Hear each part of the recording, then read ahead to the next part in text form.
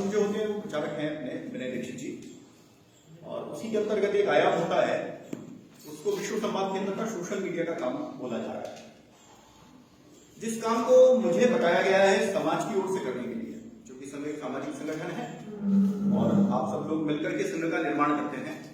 तो आप सब लोगों के द्वारा एक उत्तरदायित्व दिया हुआ है, तुम लोग विमर्श को लेकर के काम करोगे, और विमर्श को लेकर के क्या काम करोगे, तो भारतीय परिप्रेक्ष्य में जो भारतीय विचार है उसको लेकर के समाज में विचारोत्तेजक जो भी विषय आता हो उस पर ध्यान केंद्रित कराना भर आपका काम है।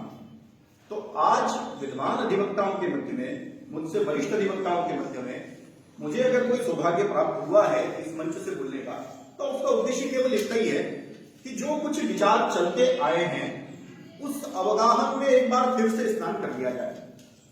कार्तिक में स्नान का महत्व आप लोग सब जानते हैं। तो ऐसा बताते हैं कि एकादशी से और पूर्णिमा के मध्य अगर कोई स्नान होता है तो वो सारे पातकों का नाश कर देता है।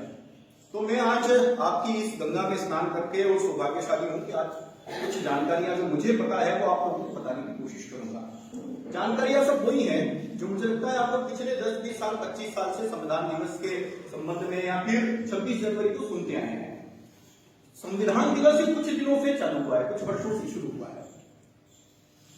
परिप्रेक्ष्य क्या था उसको शुरू करने का, तो जो संविधान सभा थी उसमें संविधान की विषय वस्तु तैयार होने के बाद उसको अंगीकार करने का परिप्रेक्ष्य था, और वो दिवस आज का दिवस है।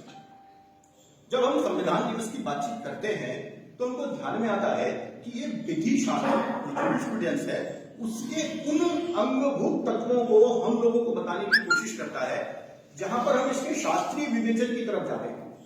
शास्त्रीय विवेचन अर्थात क्या है, तो हमको ध्यान में आता है कोड है, कंडक्ट है, नियम है, परिनियम है, और उससे जुड़े हुए बहुत सारी विधियां हैं। उन सब विधियों की जो माता है वो हमें यहाँ संविधान को मांग रहे हैं। भले ही इस संविधान के गठन या निर्माण के पूर्व बहुत सारे इसके पुत्रों ने जन्म लिया था, जो 1860 से लेकर के और अनन्य अभी तक चलते आ रहे हैं, हजारों हजारों कानून बन गए हैं, लेकिन उसकी जो मूल आत्मा है, जो मूल प्राण है, वो कहीं न कहीं संविधान है। जब संविधान दिवस, जिसको हम 26 नवंबर 1949 पुकार रहे हैं, उसके ठीक एक दिन पहले संविधान सभा में खड़े होकर के डॉक्टर भीमराव अंबेडकर जी ने कुछ कोट कहे थे या कुछ उद्धरण दिए थे। उसमें से एक उद्धरण उन्होंने बताया था कि भारतीय संविधान ये आज संविधान सभा अंगीकृत कर रही है, लेकिन ऐसा पहली बार नहीं हुआ है। भारत एक गणतंत्र के रूप में गठित हो रहा है, लेकिन ऐसा आज पहली बार नहीं हो रहा है। भारत की परंपराओं में संविधान का निर्माण, उसका गठन और गणतंत्रात्मक शासन व्यवस्था ये 3000 साल पहले बौद्ध काल में थी। उस समय संघ थे, जाति संघ थे, बौद्ध संघ थे, भिक्षुक संघ थे, और वो भिन्न भिन्न संघ इकट्ठे होकर के एक गणराज्य की संकल्पना को साकार करते थे, और उसी आधार पर जो है वो एक भारतीय गणराज्य की संकल्पना थी। लेकिन केवल यहाँ पर ये भीमराव अंबेडकर जी बहुत महत्वपूर्ण बात बता रहे हैं कि केवल बौद्ध संघ 3000 साल पहले ही गणतंत्र नहीं था। इस गणतंत्र की व्याख्या महाभारत काल में 5000 साल पहले भी की गई। वहां पर जनपद है, पूर्व जनपद है, बाह्य जनपद है।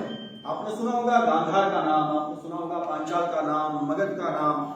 जो सारे के सारे महाजनपद हैं उनके नीचे जनपदों की रचना है, जनपदों के नीचे पंच या पंचायतों की रचना है, उसके नीचे पुर है, पुर के नीचे नगर है, सब जगह समितियां हैं, सोसाइटीज हैं, और वो जो समितियां और सोसाइटीज हैं वो मिलकर के अपने राजा को तय करती हैं। उसके आगे का भी उदाहरण दिया जाता है कि केवल वहीं तक सीमित नहीं है। तो ये गणतंत्रात्मक व्यवस्था जो है, जिसमें हम कई सारे कोर लेवल और शासन व्यवस्थाओं को मानते समझते हैं, वो रामायण काल में विद्यमान है। किस प्रकार विद्यमान है, तो आप देखिए 10:40 हो गए, बता रहा है तुम्हारा वोट जाने का टाइम हो गया, रोज को पता है, क्षमा चाहता हूं। तो रामायण के समय, तो रामायण काल में हम जाते हैं तो हमें ध्यान में आता है कि एक व्यक्ति है, वो अयोध्या पहुंच गया है, अपने अपने विजय अभियान को पूरा करता हुआ और अब राजा भी बन गया है। लेकिन राजा बनने के बाद में राजसूय यज्ञ कर रहा है। उस समय सीता की आवश्यकता पड़ रही है, पर सीता जा चुकी है, तो फिर उनकी एक स्वर्ण प्रतिमा बनी है। अब देखिए, अब राजा राम सबके स्वीकार्य है, फिर वो राजसूय यज्ञ क्यों कर रहे हैं? क्या कारण है कि एक बड़ा धार्मिक अनुष्ठान किया जा रहा है, तो राजा के ऊपर हमेशा चक्रवर्ती सम्राट की एक व्यवस्था रही है। और चक्रवर्ती सम्राट ये किस प्रकार नियुक्त होता था, तो यज्ञ में सब लोगों को बुलाया जाता था, उनको अपनी जो अंत व्यवस्था थी वो बताई जाती थी, अपनी साम्राज्य की जो व्यवस्थाएं हैं, जो जानकारियां हैं, किस प्रकार शासन चलेगा, ये बताया जाता था। जो सहमत होते थे वो उनको चक्रवर्ती सम्राट स्वीकार करते थे, जो असहमत होते थे वो अपने तर्कों के आधार पर या फिर अपने बाहुबल के आधार पर उन सब चीजों को काटने या हटाने की कोशिश करते थे। और किसने पकड़ा है राजसूय यज्ञ का घोड़ा? दो मुनिपुत्रों ने। वो मुनिपुत्र जिन्हें पता नहीं है कि हम उस ही सम्राट के पुत्र हैं। इससे बेहतर अधिकारों की संकल्पना और कहीं हो सकती है क्या? दो मुनिपुत्र एक सम्राट का घोड़ा रोकने का सामर्थ्य रखते हैं, जिनके पास में सैन्य संचालन और शासन व्यवस्था का कोई अनुभव नहीं है, लेकिन उन्हें पता है कि हम जिस ज्ञान की उदात्त परंपरा से आए हैं, वो ज्ञान की उदात्त परंपरा इस बात को निर्वाहित करने के लिए हमको और सन्नत करती है कि हम एक सम्राट का घोड़ा पकड़े और उससे पूछें कि तुम कैसी न्याय व्यवस्था देने वाले हो। ऐसी न्याय व्यवस्था जहां पे स्त्रियों के अधिकारों का अतिक्रमण किया जा सकता है, हम पूछेंगे उससे। और आप जानते हैं कि वो मुनि कुमार जो थे, उन्होंने कैसा पराक्रम किया। तो डॉक्टर भीमराव अंबेडकर ने ये पूरे के पूरे परिप्रेक्ष्य 25 नवंबर 1949 को हम सब के सामने प्रकट किए और ये वैधानिक रूप से लिखे हुए हैं। भारत में लोकतंत्र ये नई बात नहीं है, भारत में संविधान की परंपरा है, ये नई बात नहीं है, ये वापस आया है। वापस आने के कुछ कारण भी रहे।